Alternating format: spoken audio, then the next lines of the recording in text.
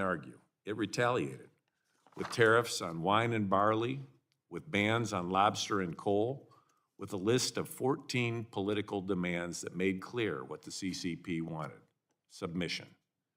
Lithuania opened a Taiwan office. China launched an embargo.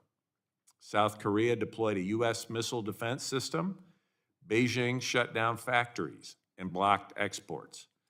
Norway awarded a dissident the Nobel Peace Prize. China responded with salmon bans and frozen diplomacy. These weren't policy disputes, they were sovereignty violations. In each case, the message from Beijing was clear: we will control your behavior through your economy. Xi Jinping has said himself, China must tighten international production chains' dependence on China to form a powerful countermeasure and deterrent capability. That's not economic development, that's a blueprint for coercion. But democracies have a choice. We can allow fear of retaliation to define our foreign policy, or we can build the tools and coalitions to fight back. That begins with moral clarity. Our values, free speech, rule of law, national sovereignty, are not bargaining chips. They are non-negotiable. It also requires a whole-of-society response. We must leverage statecraft, such as trade tools, export controls, and investment guarantees to support allies under pressure. We need to re-industrialize our own defense manufacturing base, reshore or friendshore production of critical inputs, and build international coalitions that reduce dependency, because the next round of coercion won't wait until we're ready. It will come when we're weakest. We also need to remember that China's coercion is not just about trade. It reaches into our own societies and attacks our core values, targeting diaspora communities, leveraging propaganda, and exploiting our open systems to create doubt, sow division, and instill fear. That's not a problem for law enforcement alone. It's a challenge to democratic cohesion. And finally, we must double down on the efforts that Beijing fears the most, including AUKUS, the Quad, and deeper Indo-Pacific coordination with our friends. The CCP wants to isolate the United States from our allies. Our answer must be unity and collective economic resilience to Beijing's bullying. Economic coercion is not a phase of Chinese foreign policy. It's the logical and inevitable conclusion of the Chinese Communist Party's worldview.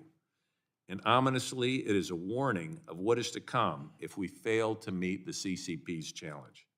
It's time for the free world to stand together. Thank you. And with that, I'd like to recognize our ranking member, Raja Krishnamurthy, for his opening statement. Thank you, Mr. Chair. If I can just turn this on.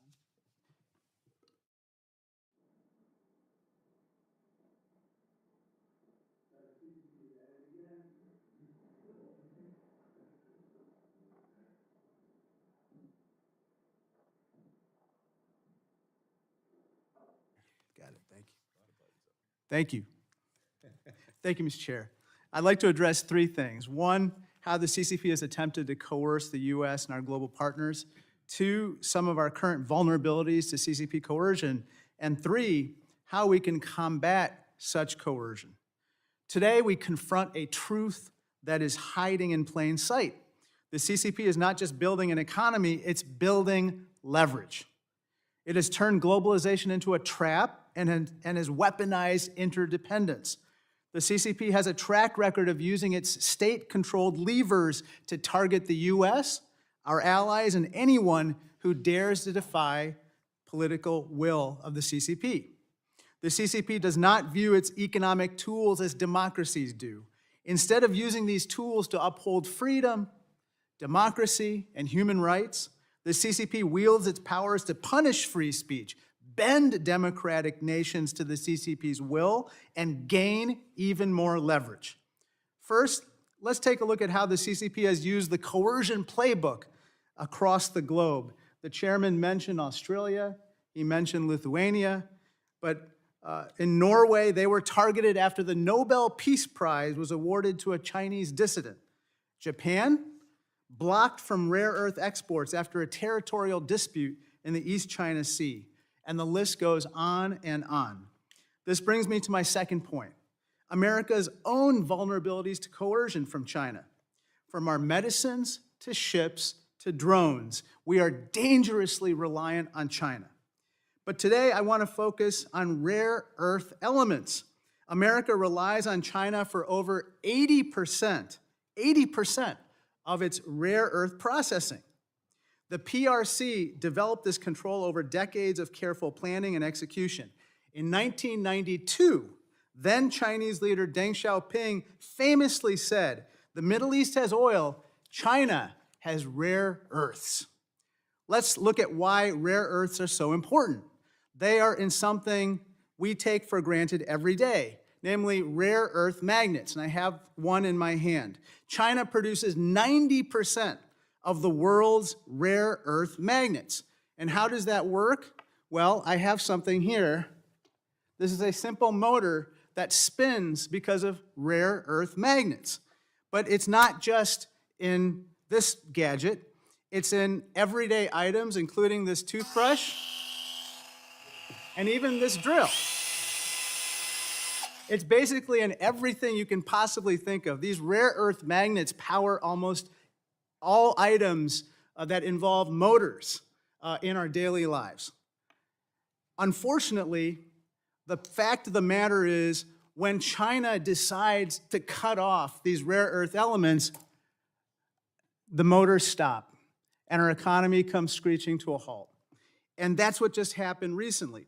After President Trump announced a slew of tariffs, the PRC retaliated and blocked a raft of rare earth element exports, including the ones that go into these particular important magnets.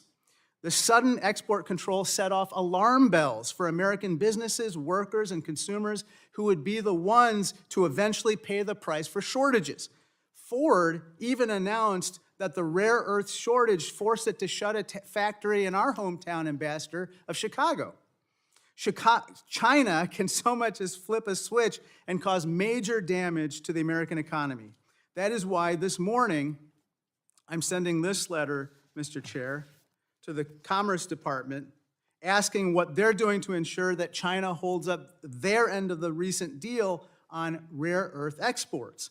I'm also sending another letter, Mr. Chair, to the State Department urging them to work with our allies and partners to diversify our worldwide critical mineral supply chains. This brings me to my final point. We must answer CCP coercion with resolve, unity, and resilience. That means building a collective defense among democratic nations against coercion. It means investing at home and diversifying our supply chains. And it means imposing costs, not just unilateral tariffs or sanctions, but coordinated responses that make clear if you attempt to coerce one of us, you will face all of us. Thank you, and I yield back. Thank you, Ranking Member, and as usual, your visual aids and material that you bring to these hearings is exquisite. So thank you very much. If you need a toothbrush, just let me know. I'm getting a hint here. If any other member wishes to submit a statement for the record without objection, those statements will be added to the record. Our witnesses today, I want to first start by Mr. Scott Morrison, served as Prime Minister of Australia from 2018 to 2022. He has contributed mightily to the defense of the West and our shared values, from the Quad to AUKUS, and we are incredibly privileged to have him here today. Welcome. And we're also grateful to be joined by Ambassador Rahm Emanuel, who has served our nation as the ambassador to Japan, as mayor of Chicago, in Congress, and as the White House Chief of Staff. Quite a record of service. As a good Chicagoan, he is known for his mild manner and circumspect tone. We're looking forward to what will no doubt be colorful testimony from him today. With that, I want to welcome the witnesses and thank them for being here this morning. Mr. Morrison, you're now recognized for any opening remarks you might like to make. Thank you very much, Mr. Chairman, and to Congressman Krishnamurthy, also thank you. And can I start by also recognising the members of the committee as well, and thank you for your invitation to be with you here today. It is an honour to join you. And can I thank you also for the important bipartisan work you do on this committee. I'm very familiar with it, was at the time I served in office, and not just for the United States, but for all US allies and partners around the world. Australia and the United States are the closest of allies and the best of friends. For over a century, we have stood together in every conflict, making Australia unique amongst US allies around the world. As long-standing, resilient and modern democracies with market-based economies, we believe in a world order that favours freedom, based on fundamental values of universal human rights that respect human dignity, the rule of law, open and fair trade, freedom of religion, speech, association and thought, and transparent representative governance. While sincerely holding such beliefs, we're also conscious of our imperfections and capable of self-correction through our own democratic processes and the safeguards of transparent and accountable institutions. While our histories differ, Australia and the United States see the world through a similar lens. It is through that lens that we have both been able to identify the rising threat from authoritarian states who, not content with absolute control over their own populations to preserve their own regimes, also seek hegemonic control over their own regions and to recast the world order to accommodate their illiberal objectives. Most significantly, this involves the subordination of a rule of law based on universal human rights to one arbitrarily defined by the state and to draw an equivalence between their regimes and freedom-based societies. The Chinese Communist Party, the CCP government of the People's Republic of China, is such a regime. This will not change, nor can it be negotiated away. Rather than opening up their society during post-Cold War globalisation, the CCP used China's newly granted access to global trade, capital markets and legitimacy in international forums to build the economic, diplomatic, technological and military capacity to one day challenge the global order in an attempt to make it more favourable to their regime's security. That day is now. I appear here today in a private capacity, having previously served as the 30th Prime Minister of Australia from August 2018 to May 2022. And during that time and my earlier cabinet roles commencing in 2013, I witnessed and experienced firsthand the dramatic escalation of the CCP's regime's assertive and aggressive behaviour towards the countries in the Indo-Pacific region to achieve their goals. In Australia, this included targeted illegal trade bans and diplomatic estrangement. In November 2020, the PRC Embassy in Canberra helpfully released to media a list of 14 points of grievance with Australia that set out the grounds for the CCP's coercive and bullying actions. And I table a copy of those points for the committee's information. The grievances included Australia exercising our sovereignty over foreign investment on national security grounds, making and enforcing laws to curb foreign influence and espionage, allowing freedom of speech in relation to criticisms of China in our national parliament and media, and making and supporting national statements in international fora critical of Chinese aggressive behaviour in the South China Sea and towards Taiwan, and against their own population in Hong Kong and Xinjiang, as well as calling for an independent inquiry into the origins of COVID-19. I have no doubt that the primary objective of the PRC's targeting of Australia during this time was to make an example of Australia as a key US ally in the region, to punish Australia as a warning to others. I am pleased that our government provided the example of resistance and resilience by standing firm rather than acquiescence and appeasement. Throughout this period, we moved to work with our allies and partners in the region to deepen our ties and strengthen our cooperation.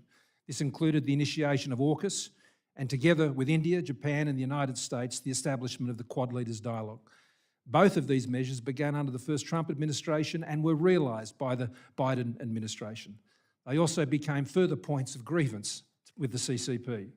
After the failure of the CCP's coercive efforts to break our resolve, the PRC took advantage of the change in government following the 2022 federal election to effect a reset and adopt a different set of tactics. This included abandoning their economic and diplomatic bullying and coercion for more inductive engagement, laced with charm and flattery. That said, the PRC still continues to engage in intimidatory behaviour by their military against Australia when it suits them without remorse. While the CCP's tactics may have substantially changed, their objectives remain the same, namely to neutralise public support for Australian government actions to counter the potential security threat posed by the CCP, such as increased defence spending or restricting investment in critical technologies or sensitive supply chains, to normalise and establish an equivalence between the CCP's authoritarian regime with free societies to provide licence for their activities, to weaken the network of US alliances and partners within the Indo-Pacific that provides an effective deterrent to CCP behaviour, injurious to a free and open Indo-Pacific, including peaceful absorption of Taiwan, and to isolate US influence in the region. In conclusion, there are many lessons from our experience. Above all, I would highlight the need to never become casual about the potential threat and to remain vigilant. And in the same way that the CCP seeks to target our alliances and partnerships, these same relationships must form the core of our shared response. Strengthening and deepening the networks of US alliances and partners is critical to resilience and deterrence. This is as true in the economic sphere as it is in the security sphere. In this new area of post-globalisation strategic rivalry, it is critical that these tracks of national policy are aligned and integrated. It is also true that the US allies and partners must understand that it is in this new environment that more will be required of them in these relationships, both individually and collectively, including by Australia, in the years ahead. I look forward to your questions and discussing these issues with you further. I'm also pleased to be appearing here with Ambassador Emanuel. Well, thank you very much. Ambassador Emanuel, you may proceed. Thank you, Mr. Chairman, to the ranking member, the members of the committee. It's an honor to appear before you today. I obviously don't have the eloquence of the Aussie accent or the show and tell of the ranking member, my good friend. For more than 60 years, the partnership between the United States and Japan has been the cornerstone of both peace and prosperity in a free and open Indo-Pacific. As ambassador, I sought to deepen our ties and confront our common challenges, none greater than China's most pernicious and persistent tool, economic coercion. China has made coercion its currency of economic statecraft and retaliation a replacement for negotiation. And where it cannot conquer through division, it chips away through corruption and control. In 2010, China cut off exports of critical rare earth minerals, as noted earlier, to Japan, hitting Japanese industry and consumers over a dispute involving the Senkaku Islands. After 2012, confrontation between Manila and Beijing in the South China Sea, China quarantined fruit exports from the Philippines and sent vessels to protect Chinese fishermen and blocking Philippine fishing boats. 2016, after Seoul, South Korea decided to deploy the US THAAD missile system to protect itself from North Korea launches, Beijing orchestrated boycotts by Chinese consumers and tourists, punishing South Korea for acting in its own self-defense. When Lithuania in 2021 allowed a Taiwanese office to open, China banned all bilateral trade. China slapped import restrictions on a range of Australian goods, coal, barley, beef, copper, and wheat, over Australia's calls for an independent inquiry into the origins of COVID-19 in 2020. Sometimes China's coercion is overt and obvious. Other times it's covert and conniving. It also exerts softer pressure, as it did with the National Basketball Association, which succumbed to Chinese pressure over one team's general manager tweeting support in 2019 for pro-democracy protests in Hong Kong. More recently, Beijing has refused to export a type of magnet, as noted by the ranking member's comments, essential for industrial manufacturers here in the United States. Most dramatically, Ford halted production of certain advanced vehicles, including their facility in the city of Chicago, their oldest plant in the United States. Our country, with the largest economy in the world, sits atop many rare earth minerals, vital to our future prosperity. But China has a near monopoly, 90%, on the ability to process them. China's coercion and message is not limited in this instance to the American audience alone. It's playing out across the global theater as other nations observe. Regardless of the method, the message from China is the same: submit or suffer. Beijing exerts economic pressure to achieve its political goals and bend nations to its political will. Their goal is clear: isolate one to intimidate all. Ours must be to isolate the isolator through an alliance to counter China's coercion. As the 31st U.S. ambassador to Japan, I saw up close and clear-eyed how China pursues its geopolitical goals, not through innovation and inspiration, but through intimidation and infiltration. During my time in Tokyo, the embassy issued an unprecedented report on Chinese coercion to neutralize this tool that Beijing perfected over the last 15 years. The takeaway? To secure our standing in the 21st century, America and its allies need an anti-coercion coalition to counter China's aggression. Beijing's bullying is not a foreign policy, but an example of a failure of one. Nevertheless, the world's response has been scattered, slow, and too often silent. Continuing on the current course is a recipe for continued coercion. The United States cannot afford to be alone, passive, or partisan in this strategic competition. Cutting off our allies, cutting off our research and development, and treating investments in key industries like semiconductors as tradable are unilateral disarmament of our strongest advantages as a country. We must lead a resilient anti-coercion coalition to resist economic intimidation and respond with strength when deterrence fails. It should be based on mutual commitments that are public and reciprocal. First, as I called in a piece about a year ago in the Wall Street Journal, such a coalition would need the economic equivalent of the North Atlantic Treaty Organization's Article 5.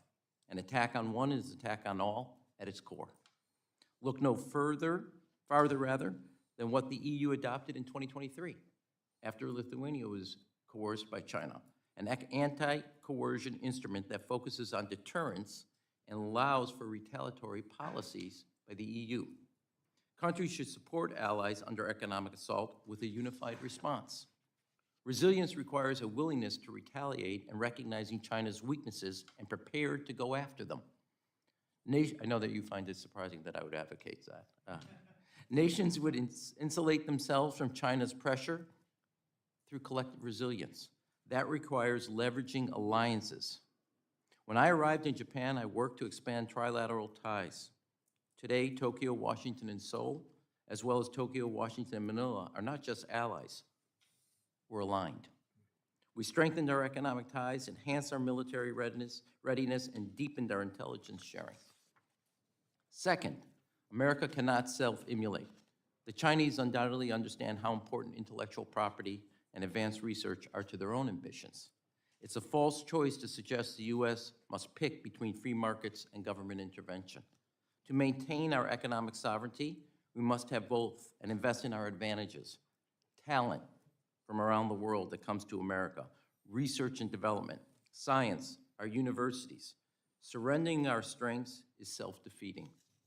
Finally, nations must have our own tools of economic cooperation, which can be used to shore up supply chain resilience. Reshoring without friendshoring will not succeed.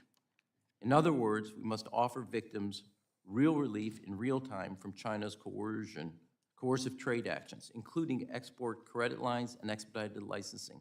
Australia's response to China's coercion is the best example of how to replicate going forward. And if I could, and I know I'm past my time, conclude with one single story. During my tenure in Tokyo, China banned Japanese seafood from its market, citing false concerns about contamination from Fukushima area.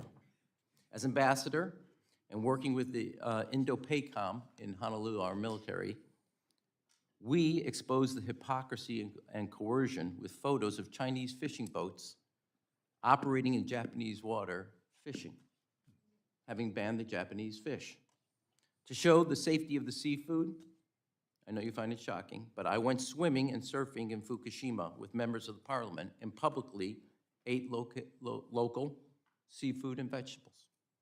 I also led efforts to have our U.S. military bases purchase Japanese seafood and served it proudly at both the residence of the ambassador and at the embassy. And took a number of you also when you visited shopping at the local Fukushima area in Tokyo. At a very public campaign, China recently abandoned its boycott of Japanese seafood. Now, if one skinny ambassador with a big mouth could do that, imagine what countries could achieve together. Cracking the code of coercion isn't impossible. It takes unity and sustained resolve and respect for our allies. We are in a strategic competition between free nations that innovate and a surveillance state that imitates, between democratic resilience and authoritarian reliance. United, coordinated, and committed, an anti-coercion coalition is the best offense and the best defense against China's campaign of intimidation. Again, thank you very much for this honor to testify today. Thank you, Ambassador. We'll now move to 5 minutes of questioning from our committee members. I'll begin with Mr. Morrison. During your time as Prime Minister, China issued a now infamous list of 14 grievances targeting Australia's domestic laws and sovereign decisions. What should that list tell us about the nature of PRC coercion and the kinds of values it seeks to undermine in democracies? Well, thank you, Mr. Chairman. I think fundamentally it demonstrates that the CCP fundamentally has a problem with representative democracies. And there are some irreconcilable differences between an authoritarian regime in China, as much as an authoritarian regime in Russia or Iran, for that matter, and the activities of free and open states.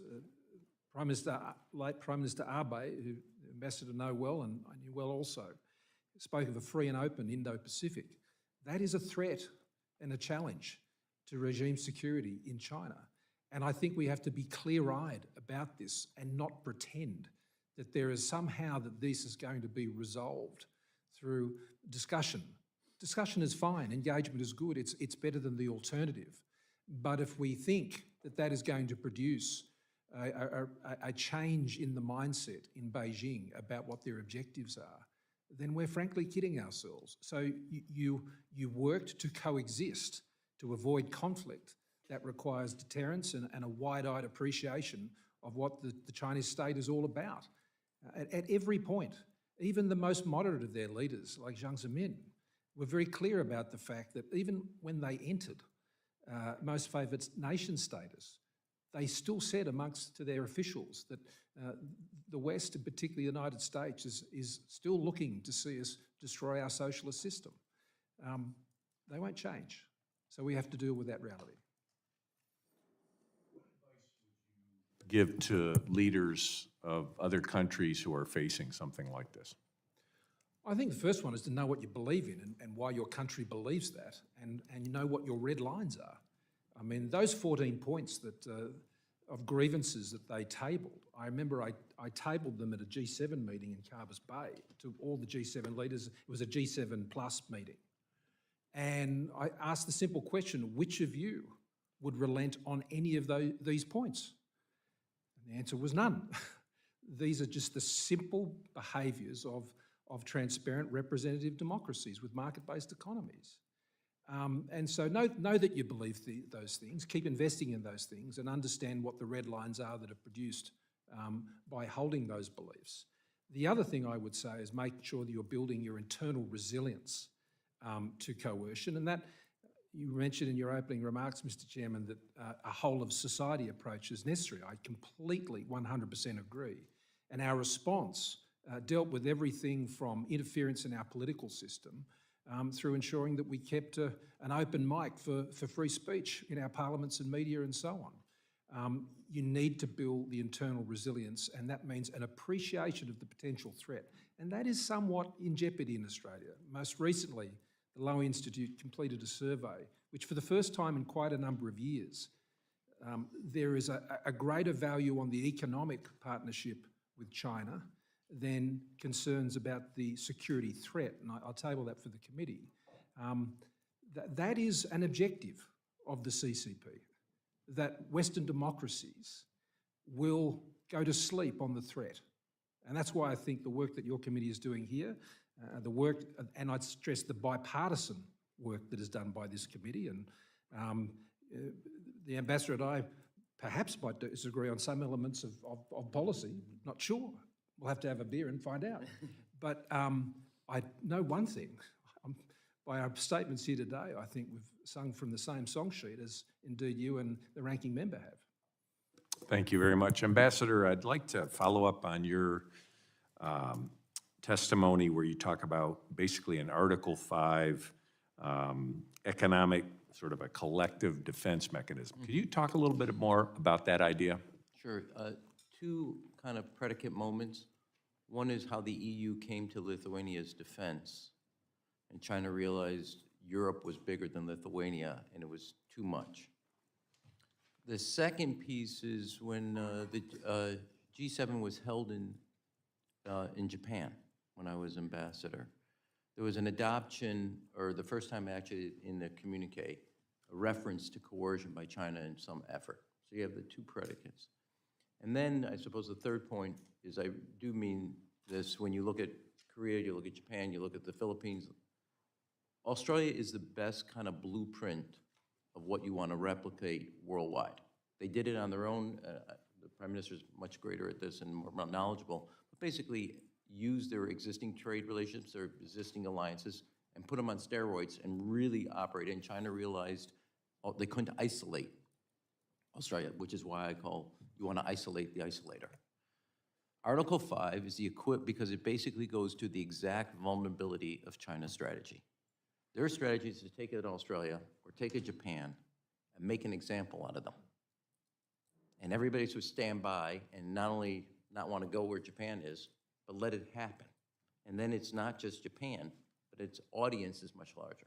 If everybody got together and had a collective self-defense, which is what Article 5 would basically indicate, the basic premise of China's coercion unfolds and it reverberates. In every case, and I don't want to overplay the role that I played, but in the ban on Chinese seafood, the ban on Korean products or tourism, the ban on multiple products out of Australia, in the end of the day, China threw in the towel when everybody could work, either their economic relationships or political strategic relationships, so they were not isolated. So the Article 5 builds off of that basic premise. And I think that is what we need right now, because we have to eliminate what is, I said in the opening statement, is the most persistent and pernicious tool in their economic statecraft. Thank you very much. Ranking Member Krishnamurthy. Hey, thank you, Mr. Chair. And it's such an honor to have such distinguished witnesses today, so thank you so much for coming in. I don't normally do this, but I brought in a nice bottle of Australian wine. Ever since China banned it in 2020 for Australia calling for a COVID investigation, this wine has been called freedom wine. And Prime Minister Morrison, you helped Australia sell a lot of freedom wine, right? I remember Secretary Pompeo sent me a picture with a very similar bottle at the time. And yeah, look, at some point, China was going to tire of drinking Wuhan Pinot, I think, and was going to go back to the better product. Well, what's really fascinating about this is that Taiwan actually coined the term freedom wine. Yeah. And what's fascinating is that when you and I visited Taiwan last year, they served freedom wine at the lunch. And that goes to what the ambassador was talking about, which is when friends and partners band together, they can fight bans by China. And so what's also interesting is that I also brought something else, freedom pineapple cakes, made by what in Taiwan are called freedom pineapples. This is because after CCP banned Australian wine, you guessed it, they banned Taiwan's pineapples. And Ambassador Emanuel, after this ban in Japan, sales of Taiwan's pineapples went bananas, right? I am waiting for you to hold up some Chicago 312 beer. It's coming. Unfortunately, Ambassador, Japan was the next target. And you alluded to this because after Japan attended a 2023 summit with the US and South Korea here at Camp David, which you attended, China banned all Japanese seafood, citing food safety concerns. But Mr. Ambassador, here are some pictures of you. Judging by There these, goes our friendship on 2 of these out of 3 photos. judging by these photos, Ambassador, I think you believe that those allegations of safety concerns were completely fabricated, right? It was complete fabrication because they were just simply trying to hurt. They were trying to hurt the Japanese for doing the right thing. In my opening remarks, I alluded to this man, Liu Xiaobo, one of China's champions of democracy who won the Nobel Peace Prize while in prison in China. And in response, the CCP cut ties with Norway, where the Nobel Committee is based, and banned Norway's salmon. There seems to be a trend here. Norway's response to the CCP was this. Norway said, Norway attaches high importance to China's core interests and will not support actions that undermine them and will do its best to avoid any future damage to bilateral relations. Now, Ambassador, to me, that's not an apology, that's groveling, wouldn't you say? Yes, Mr. I think that, Prime Minister Morrison, this is what Beijing wanted you to do after you called for an investigation into COVID. I want to turn to my next topic. In my opening, I mentioned that China dominates rare earths. In contrast, we only have one rare earth mine in the entire US. It's owned by MP Materials, which just recently received nearly $500 million of investments from DoD. This deal will, one, allow MP to make more magnets, these things which I talked about earlier, and two, create a 10-year guarantee that DoD will buy MP's rare earths at a floor price, ensuring that MP and hopefully others can compete. Now, Mr. Ambassador, it feels like the administration and the private sector need to do more of this with regard to going all in and creating our own resilient supply chain domestically. What do you think?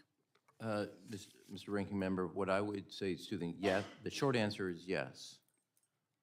I have advocated this before, and I think we as a country, and the National Security Council does this, they issue at the beginning of every term a strategic review of the challenges. I think the National Economic Council inside the White House should do the same on economic both opportunities and vulnerabilities, and then be able to then lay out a blueprint how to, A, ameliorate or reduce your vulnerabilities, and how to accentuate your strengths. And I would note, if I could, in almost every instance, Japan, in the case of both the Philippines, Australia, one of China's great vulnerabilities is food. They target other countries' food. That is a strategic opportunity, given their psychological and economic vulnerability as it relates to sourcing food product for 1.5 billion people. If I might ask one final question. This image from the American Revolution is the join or die image. This was used to rally the 13 colonies to fight back together against British tyranny. We've updated it into this new graphic, which I think builds upon what Ambassador Emanuel was talking about, which is join or die. Today, America and our friends, Australia, Taiwan, Japan, and others, are like the divided parts of the snake, and if we operate together, we can fight Chinese coercion. And I think, you know, Ambassador Emanuel, this is what you were referring to in your Article 5 comments about fighting together against Japanese coercion rather than fighting alone, right? Correct. Thank you. Thank you, and I yield back. Thank you. Representative Jimenez. Thank you, Mr. Chairman. And really, I didn't know neither one of you were coming. I just came here to watch Raj do his thing. It's a pleasure to see both of you, especially you, ambassadors. Pleasure to see you again. And by the way, I want to commend you on the great job you did as ambassador in Japan. I'm known here as pretty hawkish on China, and I consider China and their products, China to be basically a drug dealer. And the world is addicted to Chinese goods. And when China wants to punish anybody, just withhold the drugs, right? And so there's only one way you cure yourself is you have to rehabilitate yourself. We must decouple from China. Because if you don't, no matter what you do, I mean, I guess they acquiesced to you, Mr. Prime Minister, and said, okay, now we will allow your products to be sold in China, and we won't impose economic sanctions, et cetera. But I think that was a way of trying to keep both everybody from actually decoupling from them, so that any time in the future they can do it again. Do you have a comment on it? I do. I think that is correct.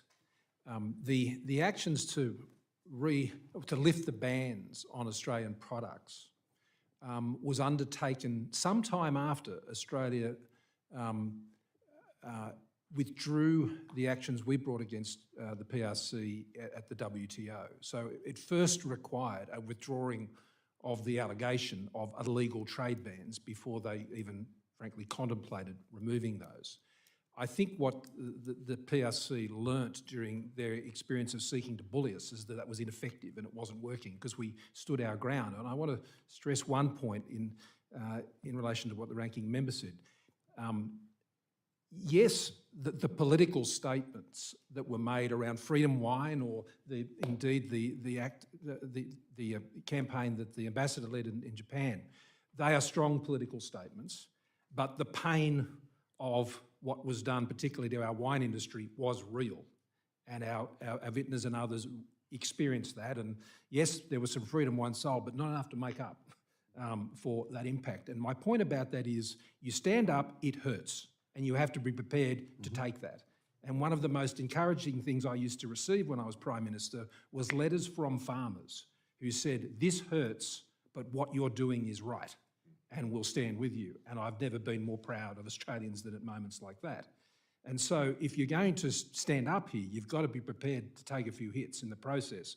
But you're much more able to do that if you can take hits with your mates. And your mates have got to show up as well. And they're the sort of things that I think you're referring to, Ranking Member and Chairman and others, in the political support, in that demonstration, which was very important. I received it here and many other places. So yeah, they realised they got it wrong. The wolf warrior diplomacy, all of that was a massive tactical error. And they took advantage of the change of government to try and reset that and take a different approach. Because you're right, a decoupling of the two economies, ultimately, apart from single source supplies like rare earth materials and so on in the United States, China has a lot more to lose on that front because of the size of the US market. You already see US capital has been draining out, or particularly private capital, out of China now for some time. The same is true in Korea and Japan. They've wised up as well. So that movement of capital and US markets and access to it, I think, is an incredibly important card and can be deployed both in US own interests and in the interests of allies and partners. Mr. Prime Minister, the problem that I have is that I want to decouple faster, okay? And I know it's going to take pain, but what I'm seeing is they will acquiesce because they're in it for the long haul, and they want to keep us hooked as long as they can. And frankly, we're feeding the monster that eventually will eat us up. And the food that they have is our capital, it's our money. And so we're actually, for every dollar that goes to China, it's going to be used against us. It's going to be used against the free world. And so the faster that we decouple, and look, we just did a deal with, to continue to get rare earths from China. I don't think I'm all that crazy about it, to be honest with you, because then we don't have this critical need to make our own. We can still rely on some of their rare earths. And eventually, one day, they will cut us off. And so, you know, my time is up, and I yield back. But again, thank you for your courage, and again, Mr. Ambassador, thank you for the great job you did. I really Mr. Chairman, can I make a response? Sure. In support of that last point in particular, we are kidding ourselves if we think at some point, if the PRC can find an alternative source of supply for what they need, in our case, resources and various things like that, if they can find it from a more compliant source, they will. No matter how much dialogue you're having, if it appears from somewhere else, they will take that decision at the appropriate time for them. But equally, where you have vulnerabilities on single source supplies like critical minerals and rare earths, before you jump off one lily pad, you've got to have another one to jump onto. And that does require a concerted effort. And I remember this was an issue that we raised when we were here back in 2019 with the President in his first term, of the need to build these supply chains around critical minerals and rare earths, which had exactly the features of what you've just mentioned in terms of MP materials here in the United States. If you can have a resistance to the price manipulation which China applies to rare earths and critical minerals through their stranglehold on processing, every single time an Australian rare earths mine might try and get going, what do? They manipulate the price, the market tanks, they go out of business. They control the market with ruthlessness. And so that requires end users, which are in Japan, Korea, and the United States, to be able to give clear and certain price signals into the supply chain so alternative supply chains can be built. When you can do that, and when you can have greater variety in the markets in which you're selling into, we were able to find other markets for our barley. The coal kept going out of Australia at the same rate it was before, out of Newcastle Port. It was still making its way to China. I think Singapore became one of the biggest coal miners in the world during that time.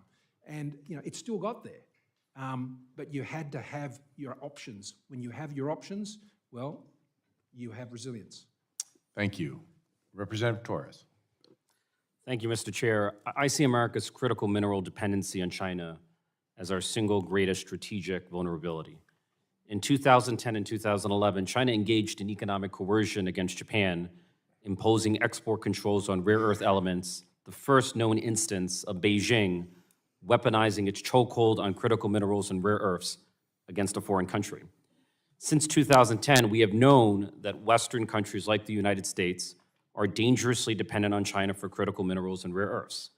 We have known that China is able and willing to weaponize its chokehold on critical minerals against adversaries like the United States. Despite knowing these dangers, the U.S. is no closer to achieving critical mineral independence than we were 15 years ago. In fact, China controls more of the world's rare earth refining today than it did back in 2010 and 2011 during its economic coercion of Japan. I guess my question is, why has the United States been so dangerously complacent when it comes to breaking out of critical mineral dependency? America made itself energy independent from the Middle East, yet we seem to lack the same sense of urgency around making ourselves mineral independent from China. Why the discrepancy? Is that for either one of us? Yeah, either one of us. Do you want to go first, Mr. President? No, I'll follow you. Okay. Congressman, if I could take one step back. Yeah. We repeated for basically a decade that China was an economic competitor, or a strategic competitor. And when President Xi comes to power, he makes a decision that China is a strategic adversary, not a competitor. It's a very different psychological outlook. Second, to your point, and why I advocate this in conjunction with an Article 5-like instrument tool, is to take an assessment of your vulnerabilities. If I could, as you went through basically 2 years of war in the Middle East, including with Iran, as you noticed, energy prices did not spike, and I know we all know this, it's been written, so I'm not violating any prior assignments. There were models where, God forbid, there was conflagration in the Middle East, you were gonna see energy go to $140 a barrel. That didn't happen. And why? Because of the United States. Full stop. And we worked at it over decades, did not abandon the effort of resilience as related. So you need exactly that type of resilience and study where your vulnerabilities are, what you need to shore up those vulnerabilities, not both yourself independently, but with allies and friends alike. So both reshoring and friendshoring in complacent. Magnets would be an area. Now, I know you find it hard to believe, but as a middle child, I don't mean to destroy the comity of the group right now. But I say this because, as I noted earlier, Europe's plank post-Lithuania. The only time they've thought of employing that unity was now with the United States because of how we're negotiating with the EU. They haven't deployed it, but they threatened to. So it was designed with China in mind, but it's actually looked at and made to be deployed with us. One of the problems for China right now is, given the war in Ukraine by Russia, they have lost access to the European market. Leveraging, as the congressman noted, our own market, that is a powerful force against China, plus our allies in the Indo-Pacific, Japan, Korea, Australia, New Zealand, India, Philippines, and other countries.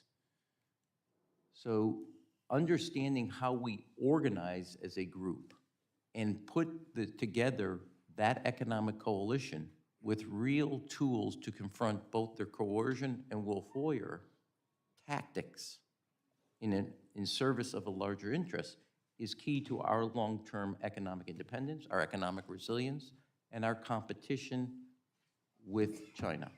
I want to squeeze in one more question.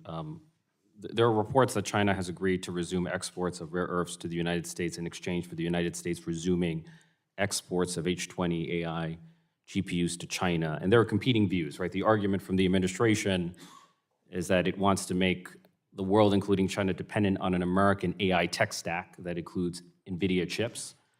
But then the opponents argue that the H20s are just too computationally powerful. How should we view the deal? Should we see it as building an American AI tech stack or as American capitulation to China's economic coercion? Well, I think this goes to knowing where your red lines are. And in the point I made in response to an earlier question, and these are either sensitive technologies which are aiding a strategic rival, or they're not. And that plays into the US's security interests, or it doesn't. But somewhere, that call needs to be made. And greater minds than mine will have to apply themselves to that in making that decision and evaluating that deal. And some will argue that that the Chinese tech will catch up and they'll have their own versions of it and they won't need it. And look, in my experience, everyone can make whatever argument they want around these issues, but it all just comes back to that fundamental question. What is the security interest? And what is the red line that you can and cannot cross? Mr. Congressman, what I would say is, like in any review, you want to find where China's vulnerabilities are and make sure they're dependent on the United States or the free world in those areas. They have a tremendous amount of vulnerability to three sources: food dependence, energy dependence, and fear of their own people. And where those vulnerabilities are, we want to go at them and make them actually, rather than totally disengage, make them more vulnerable by making them more dependent. Could I also touch then and follow up to your earlier question, which is why has it been going on for so long? Because end users want cheaper prices, and China will give them the cheaper prices. And until there is a resolve to break that hold, which is a vulnerability at this end of the chain and in other end user parts of the chain, be that in Japan or elsewhere. You made the point about what occurred with Japan and rare earths earlier. That is true, and the answer to that was an Australian company called Lynas set up a rare earths processing facility in Malaysia with support from the Japanese government through JOGMEC, and that enabled such a process to provide a secure supply chain to Japan. Now, I applaud the Japanese government for the initiative they took, but took strong leadership. It put clear guardrails in place, and Lynas is now building a plant in Texas, and which will do heavy rare earth processing. Now, the rare earths business is a pretty marginal business, and it doesn't take much to rattle it when you have price manipulations. And so the measure that's been taken with MP, I think is an excellent one, but it's one that should really be extended to allies and partners, whether they be in the United States or French or elsewhere. Thank you. Representative LaHood. Well, thank you, Mr. Chairman. I want to thank both of you for being here today and your service. Ambassador Emanuel, welcome. You had many accomplishments as ambassador to Japan. I want to highlight one of those was the Chicago Cubs opening their season in Japan this year with a 3-game series. So I think you had something to do with that. So thank you for that and bringing the Cubs to Japan. Ambassador Emanuel, I think what many of us appreciated in your service in Japan was your bluntness, your honesty, and your straightforwardness. And I want to read from an article from September 20th of 2023 from NBC News. The title, White House told U.S. Ambassador to Japan to stop taunting the Chinese on social media. Rahm Emanuel has mocked Chinese President Xi Jinping, speculating about the recent disappearance of a top official. And then you went on social media with the hashtag mystery in Beijing building. And my question is, that was strategic and that was tactical. And I think many of us appreciated you taking them on. What was achieved by that and what were the ramifications? I think since we know each other pretty well, one, there was never an effort to really silence me, but even if there was, it didn't succeed, as you know. And the effort was to show, as like in the situation, when I bring up the situation in Fukushima, and I want to compliment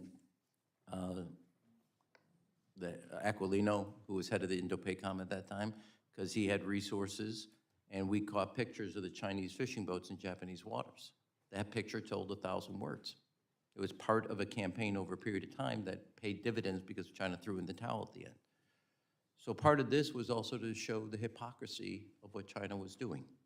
And there was a minister of defense, there was a foreign minister, and there was basically 3 or 4 cabinet ministers who went missing and never heard from again in 3 or 4 terms. I think I cited Agatha Christie, and then there were none. Was actually the social media at that point.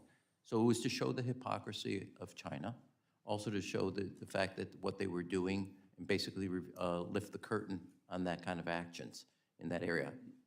It didn't stop because, as you could see pretty recently, I've lost count, I think 4 to 5 members of the People's Liberation Army, their armed forces, the commanders and leaders of that forces, have all now been fired, et cetera, in that effort. So it was to expose the hypocrisy of their political acts and what they said. They always, and I think the Prime Minister knows this, they always say it's win-win. Yeah. But all roads lead to one destiny, Beijing's advantage. Yeah, thank you for that. In your response to Mr. Torres's questions, you talked a little bit about partnering with our like-minded allies. I came a little late, but we haven't heard TPP. Now, that's in the past. But when we think about TPP and what we wanted to do there, in terms of writing the rules of the road when it comes to trade in the Indo-Pacific region, partnering with our like-minded allies. Now, that ship has probably passed, but that seemed to me what you were referring to in terms of how do we work with, on the economic front, how do we partner with our allies there to do that? Is that still a strategy you think has legs? I don't think you should, if I could, Mr. Congressman, don't isolate it by region. One of the success of the past strategy, in my view, was that Europe realized that it was not North Atlantic over here and the Indo-Pacific over here. There was one strategic sphere. You want Europe engaged economically, politically, in the peace and prosperity of the Indo-Pacific. That gives us greater leverage. You don't want this just on Australia, Japan, and South Korea. You want all our friends involved and pulling in the same direction. Now, I think, as the G7 communique indicated, as EU's action after Lithuania was isolated, you want countries of like-minded interests to come together, form an economic union where anti-coercion is at the core of confrontation. It flips the script where China's trying to isolate an Australia or trying to isolate a Japan. They become the isolated party. You want the economic coercion quiver to be taken out so they don't rely on it. And remember, if you take all the countries we talked about in the Indo-Pacific, you take the United States, Canada, Mexico, the EU, they cannot export their capabilities just to the developing world. It's just not that big of a market today. The other thing I would say to you, it also then goes through a vulnerability. Half the cases at the World Trade Organizations are brought by other countries against Chinese companies doing exactly what the Prime Minister said, crushing price to destroy competition. You saw it in the steel plant in Chile, 20,000 people laid off. South Africa, an ally of China, brought a case. Brazil, an ally, brought a case, all in the steel aluminum area. So by pulling these markets back and uniting them as allies and friends, we'll have our disagreements, but we're united in our confrontation on China.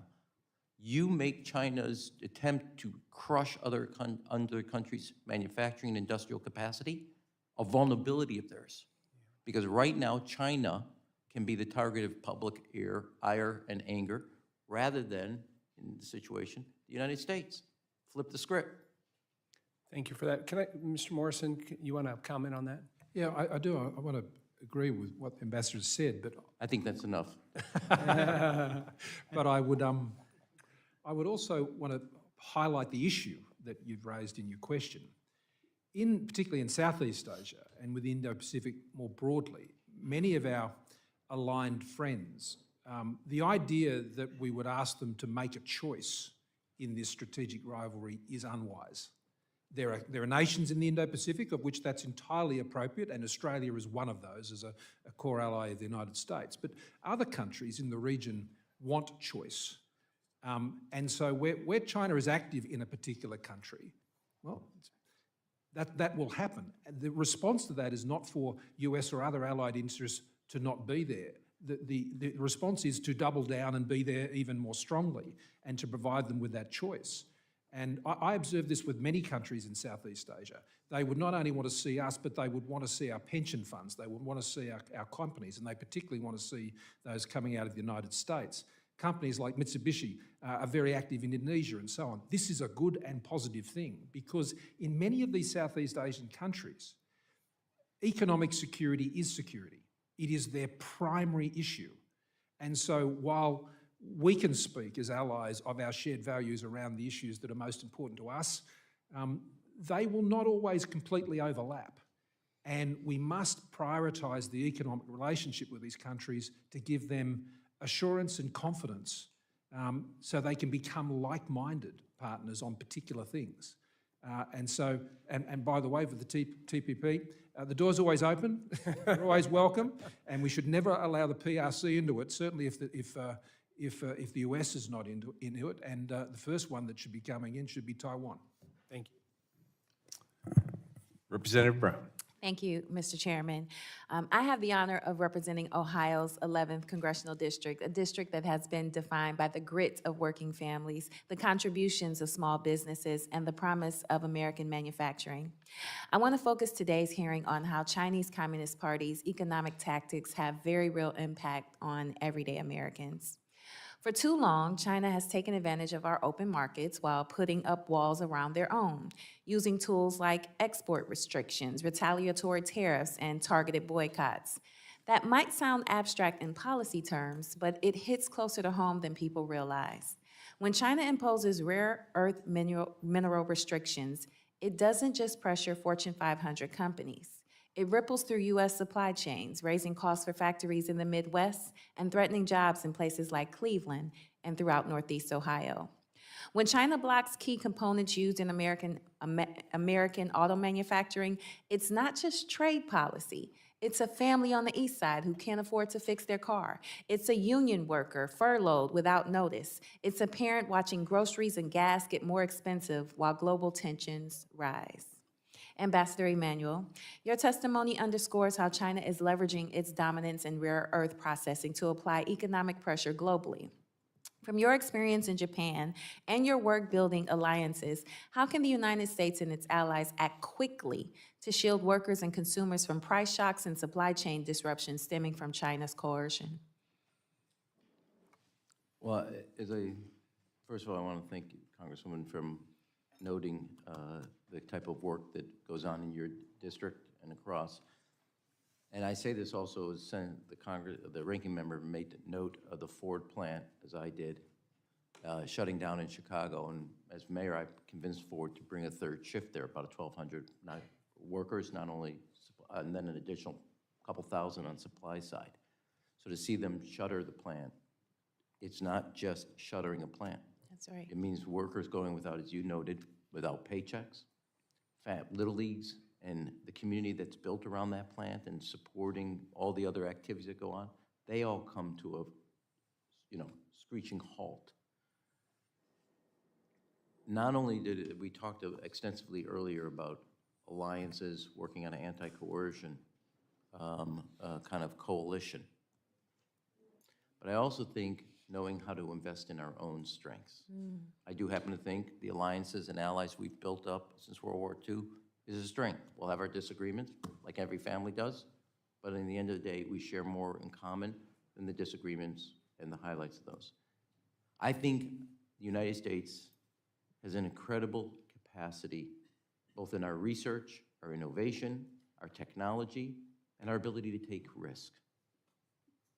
That is a strength. Abandoning any one of those is unilateral disarmament. The universities in Ohio, while they're competitors to University of Illinois or University of Michigan or any other statewide universities, is the envy of the world. The technology that comes from Ann Arbor, the technology that comes out of Columbus, Ohio, the technology that comes out of Champaign, Illinois, like the internet, the envy of the world. One of the opportunities I had by living overseas is you get to see America in a different light. I used to say lip service, the innovation, the ecosystem. But guess what? It's not lip service. It's a shining example. So not just protecting ourselves, but our strength, China replicates, copies, cheats, economic espionage, and intellectual property theft. We out-innovate everybody. To cut research and development dollars to our universities, to attack the ability for them to attract talent. I know this may be heresy right now. That is literally taking our strengths and making it a weakness, and it's wrong. And so that, to me, when you look at your universities in your state, the amount of not only innovation, but amount of startups that come from there, the next future in the sense of technology that comes from there, and companies that come from there, that's where America plays a home game. That's an away game for China. You want to play on our turf. Nothing to take away from the universities in Australia. Don't get upset. But we have something that every other country in the world is envious of. What goes on at our universities, what goes on at our companies, the people that come from around the world, to be part of that, why would we cut off our nose to spite our face? That's a home game for us. Play on our turf. So that's how you respond. Thank you. So this is for either of you. Many industries in my district, steel, chemicals, and manufacturing, have been undercut for years by China's unfair trade practices, including dumping products below market value and subsidizing state-backed firms.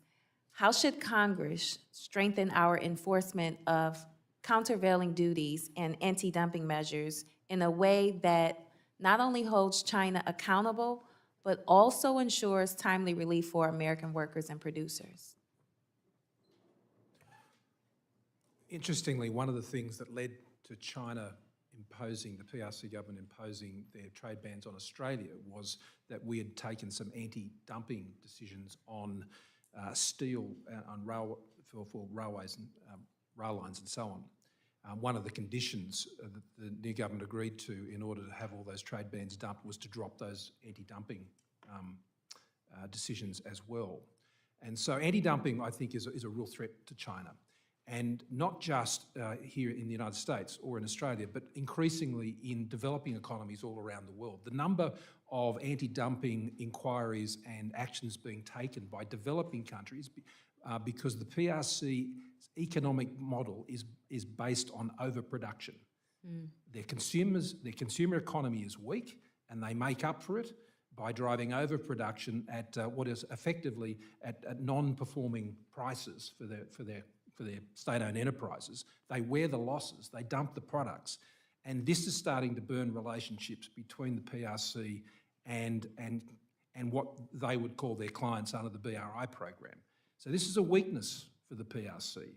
And so to highlight this overproduction, dumping of products, whether it be here in the United States or elsewhere, and working together with allies and partners to back each other up on those measures, I think is really important, and having some harmony about how these things are investigated and rooted out. Not only will that be beneficial here, but I think it'll be welcomed in developing countries, which the PRC often uses and lists to try and achieve their own objectives, particularly in international institutions. That's another area I'd highlight, the PRC's influence in international institutions. We talked about critical minerals and rare earths. Well, one of the increasing sources of that in the future will be from seabed. The involvement of China seeking to gain seabed license mining in the Southwest Pacific and others, and to crowd out allies and partners in that field is a troubling issue, and one that the US can play an important role in. I know, Mr. Chairman, we're on short time here. There's an example right now on the magnets. There's a company in Australia, MP here in the United States. I think there's really important to underscore both your question and what the Prime Minister answered, which is China's attempt, will be right now, given what we're doing, will be to crush the price of magnets worldwide through subsidies, so that neither the Australian company or the American company can get their sea legs and be a standalone, capable company, supporting both the price and the ability to withstand price competition, and that's not market-driven, but state-driven, is going to be essential to our future, not short-term, over the long-term, decades, economic independence and sovereignty. Noticed, I think it was 2 to 3 weeks ago, China banned all scientists who work at the magnet industry in China from traveling overseas. I don't think it was because they've recommended that their holidays be sent only in China, because they knew that intellectual capability, and they're going around the world at the very time that Australia and the United States are starting to build up a magnet industry that is basically dormant to a standalone, is the thing that they don't want to see happen. So they can't go to conferences, they can't go to international gatherings. So sustaining those companies, reshoring, friendshoring, will make us economically independent of China's coercion. Thank you, Mr. Chairman. Thank you. Representative Moran. Thank you, Mr. Chairman, and thank you to both our witnesses, Prime Minister and Ambassador. I want to thank you in particular for being strong, steady, and effective voices as it relates to the threats that the Chinese Communist Party poses, in particular as we're talking today about economic coercion, which no doubt is a threat to America's way of life. No question they seek to change behavior through fear and intimidation and anti-American coercion across the world. And this committee, I think, must take steps to address the CCP's coercion and craft legislation that will be a tangible document for Xi Jinping and his economic advisors to understand where we stand on this issue. I don't think the American people understand how bad the situation is about the intimidation. When I look back in preparation for this hearing, I was astounded. Just a couple of examples that I'll bring out. During the 2023 field hearing that this committee held back when Mike Gallagher was the chair, in New York City, there was a threat put out to those that would be witnesses, and those witnesses didn't want to reveal their identities because they understood the reprisals that might come from the CCP. In 2021, Reuters reported that the PRC embassy in Washington, D.C. had sent letters to U.S. firms pressing executives to urge members of Congress to amend or withdraw bills that sought to enhance U.S. competitiveness on the international stage. Those are the kind of actions that the PRC is going to take, and we certainly remember what happened to South Korea when China imposed economic penalties against South Korean companies, costing them billions of dollars after Seoul agreed in 2016 to a U.S. request to deploy THAAD missile defense systems in South Korea. There seems really to be no limit on the actions the PRC will take to engage in economic coercion. I want to start with you, Prime Minister, and talk about the use of arbitrary laws by China, or their arbitrary application of laws, their own laws, in this regard. In 2020, China implemented the Export Control Law, which, as you know, gives the CCP the ability to halt exports of critical minerals or technologies based on a national security criteria with, frankly, no basis in fact on their side. They've used laws like this to stop the export of key goods when countries don't hold their same political view, as you know. They also implemented the Unreliable Entity List in 2020. That's their term, which allows Beijing to blacklist foreign firms from undefined acts that they see as harmful to their national sovereignty. In the U.S., we have similar laws, but frankly, we provide evidence and we fairly and equally apply those laws. That's not the case for China. I want to go back to when you were dealing with this in Australia. Prime Minister, what steps did you take to lead Australia in the face of direct economic coercion by China, and how did you see China use these arbitrary laws to pressure Australian companies? Well, thank you, Congressman. It's interesting that yes, there are a number of decisions that Australia took on Huawei and so on, and we were the first to do that globally. But we're engaged in some abattoir issues with China, and I was raising those with the Premier at the time, and we were just making zero progress on this issue. The use of non-tariff barriers to basically be denying the ability for us to be pursuing our media exports into China, and there was just an absolute brick wall. Now, this is before I called for an inquiry into COVID-19. Much has put on that issue, and I don't resolve for it for a second. This led to the deaths of millions of people around the world, and their accountability on this issue has never been brought to anything, and it must one day. But I digress. Those very types of non-tariff barriers, the internal rules, the processes, they are used to inhibit what were the normal trade relationships between us and China under our free trade agreement. So even where you have an agreement, they will say they obey the rule of law so long as that rule of law suits their purpose at the time, or they can change the rule of law when it suits them. And that is the great threat of authoritarian regimes. The rule of law is the rule of law in the countries we reside in. But for China, it's the rule of law as they call that law any given day.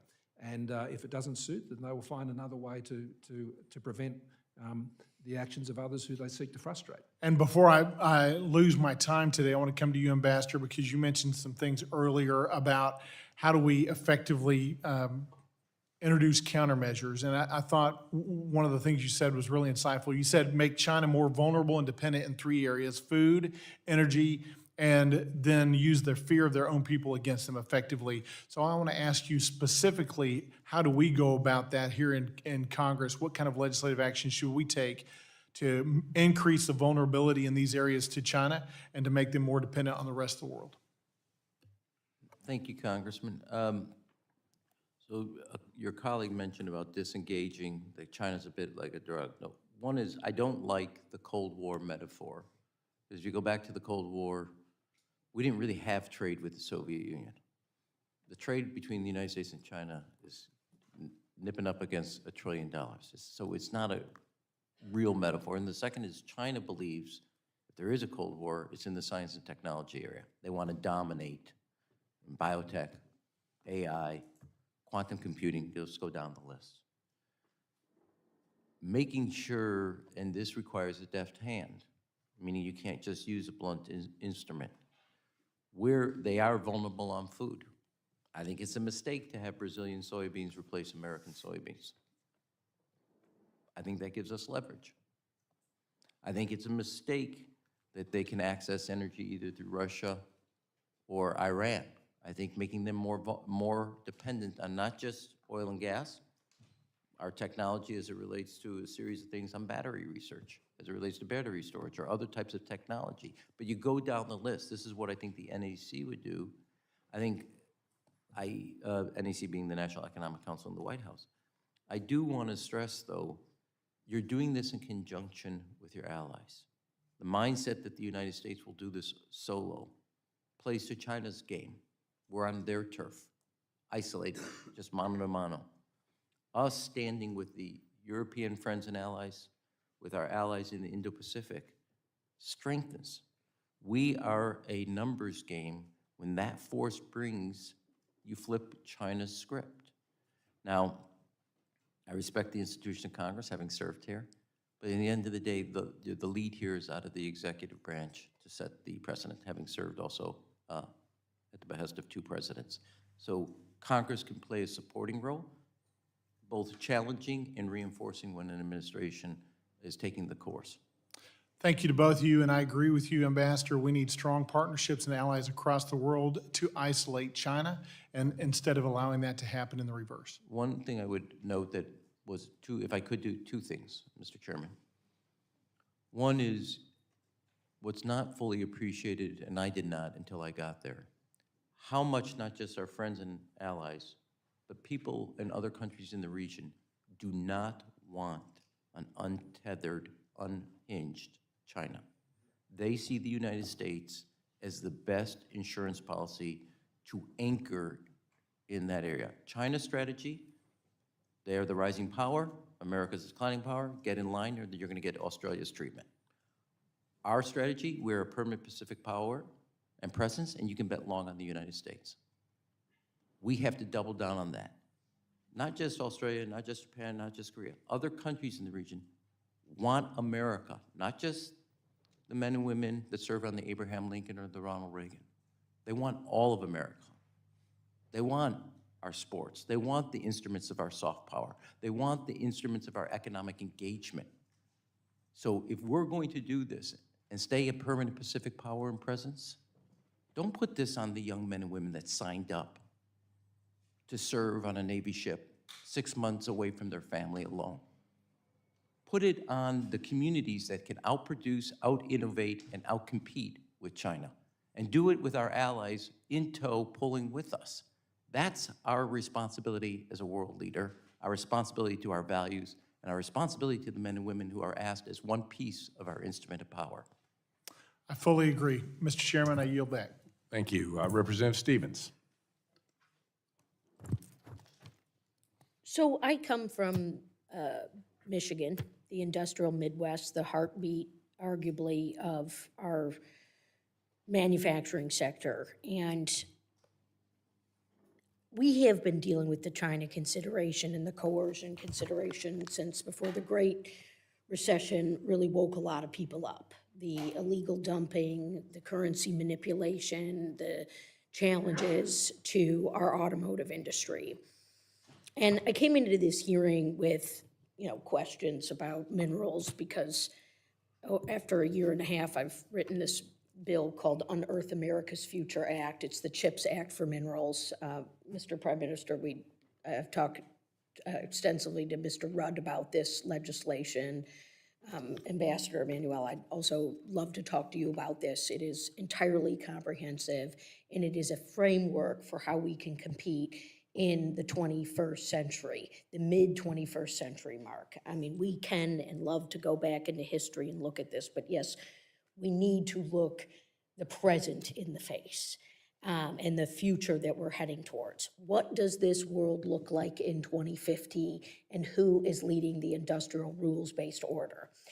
My presumption on this and my charge as a federal lawmaker is to bolster the U.S. alongside our allies to achieve that goal for technology dominance, for industrial dominance, and any sort of trappings in terms of how governance structures can continue to bolster capital markets. But this kind of came out with Brown in her question, and Rahm, you got to this, and I want to dig on it a little bit further. How do we reverse the trajectory here? How do we, and we're hearing a lot about the allies and that we need to work with others in the Indo-Pacific, and Ranking Member, I appreciated your graphic, but how do we push back effectively and strategically, and can we continue to do things like AUKUS that is a great framework for us here in the United States of America and with our allies for technology development? Is there a vision or a path for us to do things like AUKUS? And when you were ambassador, I thought, well, maybe we can do JAUKUS. maybe we can tie in and work more aggressively with our allies outside some of the constraints of trade relationships. So it's nice to talk about onshoring and reshoring. I know how to do it, and I think we've got a plan to do it. My bill is loan guarantees, tax credits, and an R&D center of excellence. Again, CHIPS Act for minerals, because we can't do 85 to 95% processed over there. But can we just dig a little bit further while we're all still in the room and hearing all your fascinating responses about how we achieve this goal about 2050? And Mr. Prime Minister, if you'd like to start, that'd be great too. Well, thank you, and thank you for the question. I'd start by saying a strong America is critical for that. I mean, allies and partners, yes, absolutely, and I think we've been saying that all morning, and as the questioners as well. But for the allies and partners network to work, there has to be a strong core, and that requires a strong America, and an America with a strong industrial base in particular. One of the greatest successes the United States has had through allies and partners has been their sort of global security initiatives, whether it be in the Indo-Pacific, NATO, or elsewhere, and applying that same discipline of those networks into the economic sphere is critical to achieve that. But it doesn't work unless the United States itself maintains its leadership and keeps striking distance on these core things that are necessary. So I would agree with you. What's frustrating from the Michigan perspective, sir, is, we have a current administration, 55 tariff announcements in 100 days. I appreciate how bipartisan and thoughtful we are here, but we've got billions of dollars of losses now coming out of our big three. We have the second fastest growing unemployment in the nation in Michigan. Thank you, erratic tariff policies and all the hiring freezes. And this is not to get overly partisan. Cut the deal for Michigan. Cut the deal for Michigan. I'm not yelling at you about that, but that's what we need right here. I don't need, yes, I get what's going on with China, and they hoard and we give them everything with the minerals that go into materials, and that's rising costs on us. Cut the deal for us, right? Rahm, did you want to chime in? Congresswoman, I would say, look, the past is a bit of a prologue here. There are 3 periods of great economic growth in America. One is after the Civil War, one is at the beginning of the 20th century, and one is at the end of World War II. What do all 3 have in common? Investing in America and Americans. Take education, land-grant colleges under Abraham Lincoln, universal high school education at the beginning of the 20th century, and the GI Bill, where education educated and trained a generation of Americans. You invest in Americans, there's nothing China's doing that's going to scare me. You invest in America, our research universities, our roads, our bridges, our technology. You dominate the rules of AI, quantum computing, biotech. There's a story just the other day. Our major pharmaceutical companies are now becoming more and more dependent on China's biotech sector. That used to be our play. If we don't invest in it, we're going to lose it. The one thing we know, you don't invest in it, lose it. And so to me, Michigan's fate is kind of a canary in the coal mine to the rest of us, in the same way that it happened on the Ford plant in the south side of the city of Chicago. Actually, that plant, I don't mean to do this, exports to more markets around the world than any other plant in the Ford family here in the United States. Okay, you invest in it, Beijing, we're coming after you. There's nothing America can't do if you invest in both the American people and the American economy. The fundamentals of the public sector are in the rule of law, our research universities and our R&D capacity, and our ability to take risk, and the capabilities of both the brains and the brawns that make up this country. And I want to emphasize what the Prime Minister said. You can have all the coalition, and I'm for it, but there's only one quarterback. We proved that in Europe, we're proving that in the Indo-Pacific, and we can call the play. And I know that Australia is a very important friend and ally, but I think he would emphasize that without the United States, it's a lot of independent countries. With the United States, you got a team. I yield back, Mr. Chair. Thank you so much. Thank you. Representative Takuda. Thank you, Mr. Chair. And I just want to build upon the comments of my colleagues. I too greatly value our defense partnership with Australia, and I've been working in my role on the Armed Services Committee to expedite the construction of infrastructure in the Indo-Pacific. I represent Hawaii, that both of our nations will be relying on. And our partnership, along with the United Kingdom and AUKUS, is important for all three nations and the broader security of the Indo-Pacific. Last week, I included an amendment in the National Defense Authorization Act directing the Defense Department to explore ways to expand the AUKUS partnership that address our critical mineral supply challenges, including as it relates to rare earth minerals. Prime Minister, given Australia's historic strengths at mining and mineral processing, what are your thoughts to potentially expanding AUKUS to also include approaches to reducing our reliance on China and other countries when it comes to critical minerals, especially for defense purposes? And Ambassador, you spoke about making sure that we are countries of like-minded union. In particular, I'm thinking about the Quad. Last week, this committee convened a roundtable to talk about our vulnerabilities in pharmaceuticals, API, KSM, reagents and solvents and such. And as we know, China has quite the market in this particular area.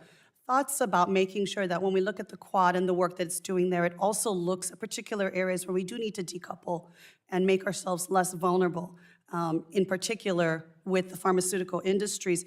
I'm also wondering for both of these areas, rare minerals as well as pharmaceuticals and other areas of dependency, is the current tariff policies that we're seeing from the Trump administration, quite frankly, playing into China's hands? We need to be very smart and deliberate about all actions and how it all connects together. So I would love to hear that. And if we have some time, Ambassador, you mentioned the fact that we need to know the baseline. China took 15 years to get to this point where they had us by the batteries and the meds. What else do we need to be forward looking at in terms of where they are building up a potential vulnerability and dependency for us and our allies going forward into the future? I might just deal with the AUKUS question first. It's very important AUKUS retains its focus.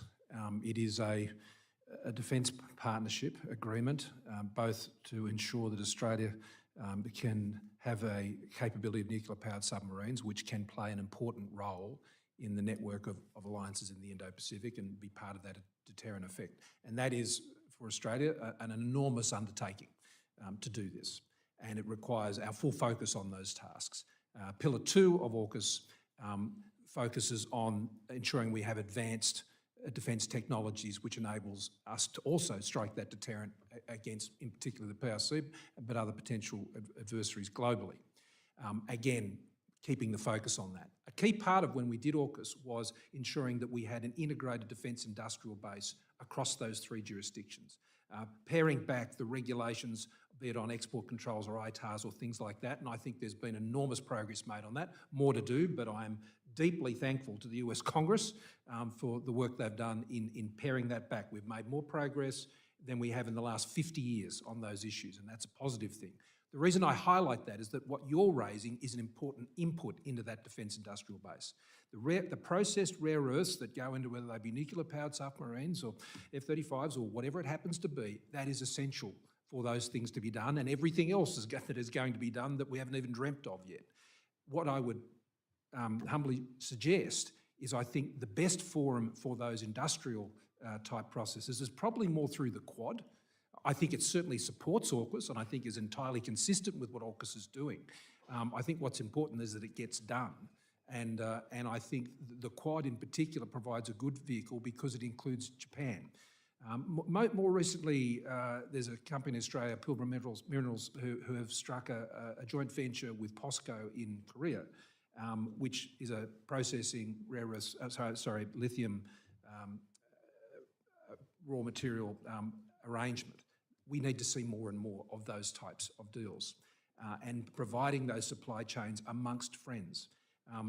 It is in Australia's interests for the US industrial base to be strong, and I think this is a point that's sometimes lost about allies and partners. We think it's a good thing for the US to rebuild its industrial base. We have a stake in that, and we want to ensure that happens. That's why under AUKUS already we've paid $500 million in supporting nuclear submarine production here on Virginia class. I don't know of any other ally the United States has that is actually paying the United States to help build your defence industrial base on submarines. That's what a serious partner does that is keen on doing heavy lifting in a partnership. And so I would say a similar amount of effort and focus is required to get those supply chains on rare earths and critical metals right, because you cannot pursue the capabilities that you want under AUKUS unless you have those secure supply chains. So the issue you're focusing on is dead right. Thank you, Congresswoman. I would, two things I would say and take a note, or three rather. One, take a page out of the export controls. When I was ambassador, we worked on that.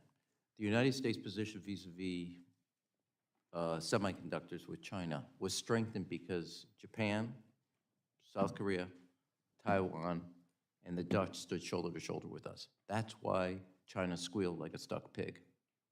And that's a lot for a Jewish kid to say, stuck pig, okay? And so you gotta, that was a joke, you guys gotta relax around here. So you have to appreciate that is an example. China sued for peace because the effectiveness of our coalition worked to isolate the isolator. The Quad is a place of economic cooperation. You got to look at the strategic landscape. I said this earlier to a colleague's question. They are competing with us on AI dominance around the world, not just with our AI. Will the rules of AI be written around a China model or US-based model? Quantum computing, same deal. Biotech, same deal. So you look down 5, 6 promising technologies tomorrow that are going to be the most dominant technologies, and you begin to double down both on the research dollars that go to those technologies, the security of the companies and the innovation that comes out of those research dollars, and the protection of them in the early stages to be worldwide competitors. Now, I do want to say, because this probably is the last answer, so I might as well kind of go with it. Look, I think tariffs are a blunt instrument that are being applied bluntly. They should be used strategically, not across the board. Not all problems. It's a hammer in search of a nail. That's my view. I think that if we thought about this strategically, looked at tomorrow, where do we want to be? How do we invest in the technology? How do we invest in the brain power? How do we invest in the muscle power to build up a competitive economic ecosystem around areas? And the problem when you lose your industrial base is that there's a whole series of ecosystems that's part of that, because that industrial base is part of the innovation piece. It's not universities over here and production over here. That's why you can't concede the ground of industrialization or manufacturing to China, because take a look at the EV auto industry. We were first, like solar, but take the EV, we were first with a national brand called Tesla. Their companies, though, figured out how to recharge them in 5 minutes. We haven't. They have an ecosystem that is operating. You need that manufacturing as a part and parcel in the heart and soul of your innovation. Mr. Chairman, can I close on one thing? I do want to thank both the chairman, the ranking member, and the full members of the committee for having a hearing on something essential to the economic prosperity and the future of not only our country, our allies, but most importantly, the communities and people we represent.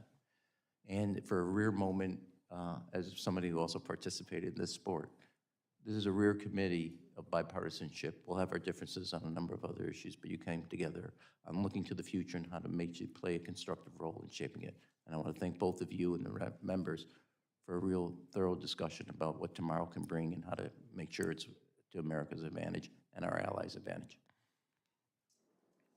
Well, thank you very much, Ambassador Emanuel, Prime Minister Morrison. Really appreciate your participation today. Questions for the record are due 1 week from today, and without objection, the committee hearing is adjourned.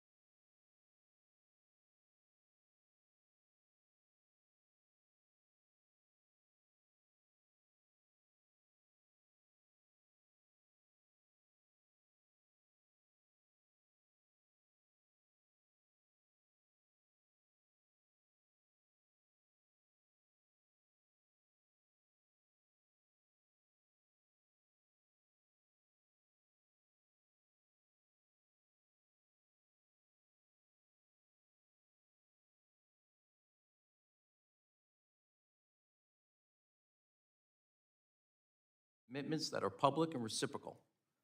First, as I called in a piece about a year ago in the Wall Street Journal, such a coalition would need the economic equivalent of the North Atlantic Treaty Organization's Article 5. An attack on one is an attack on all at its core. Look no farther than what the EU adopted in 2023, after Lithuania was coerced by China, an anti-coercion instrument that focuses on deterrence and allows for retaliatory policies by the EU. Countries should support allies under economic assault with a unified response. Resilience requires a willingness to retaliate and recognizing China's weaknesses and prepared to go after them. I know that you find it surprising that I would advocate that. Nations would insulate themselves from China's pressure through collective resilience. That requires leveraging alliances. When I arrived in Japan, I worked to expand trilateral ties.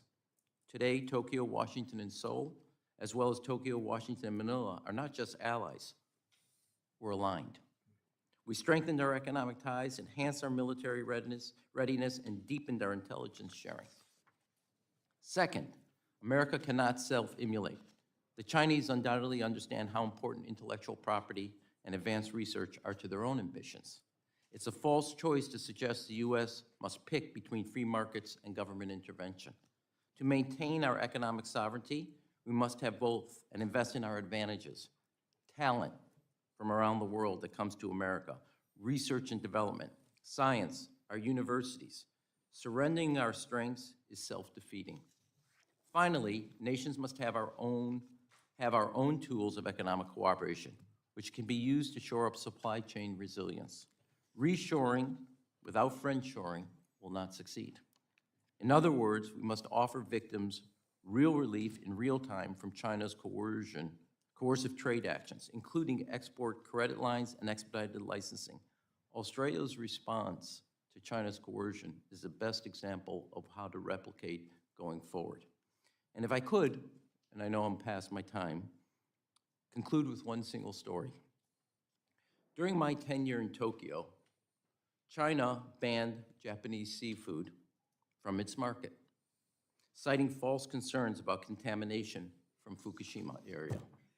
As ambassador and working with the Indo-PACOM in Honolulu, our military, we exposed the hypocrisy and coercion with photos of Chinese fishing boats operating in Japanese water fishing, having banned the Japanese fish.